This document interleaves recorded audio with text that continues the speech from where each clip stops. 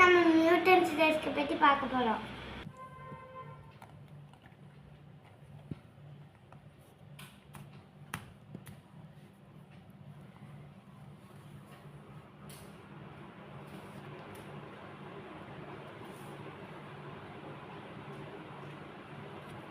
இந்த mutants desk யார் கண்டுபிடிச்சானா mutant.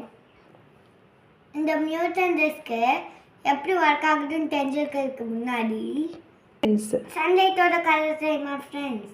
இதெல்லாம் ஒயிட் கலர். ஒயிட் கலர் எப்படி கிடைக்கும்னா இந்த 7 கலரோட மிக்சர். யார் ரெயின்போக்கு 7 கலர் இருக்குன்னா இந்த ஒயிட் கலர் மெனி கலர்ஸாக ஸ்ப்ரெட் ஆகிற ப்ராசஸ் பேர் தான் டிஸ்பர்ஷன். ஓகேவா ஃப்ரெண்ட்ஸ்? நியூட்டன்ஸ் டெஸ்க்னா என்னன்னா ஸ்பின்னிங் சர்க்கிள் இல்லை 7 கலர்ஸ் இருக்கு.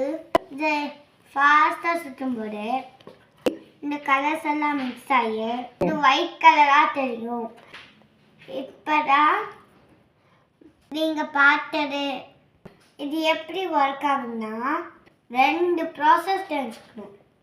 ஒன்று colour addition, 2 persistence of vision.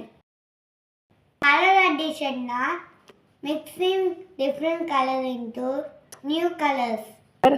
Other primary color secondary color oda கலக்கிறதா. எக்ஸாம்பிள் ரெட் கிரீன் கொடுக்கண்டா எல்லோவா மாறும். ரெட் கிரீன் ப்ளூ சேர்ந்தா ஒயிட்டா மாறும். persistence of vision வெயிட் நம்ம ஐஸோ பிரெயினும் ஒரு இமேஜ் பார்த்தோம்னா கொஞ்சம் ஷார்ட் டைம் தான் இருக்கும் 60 மில்லி செகண்ட்ஸ் தான் வச்சுருக்கோம். அதுக்கப்புறம் போயிடும்.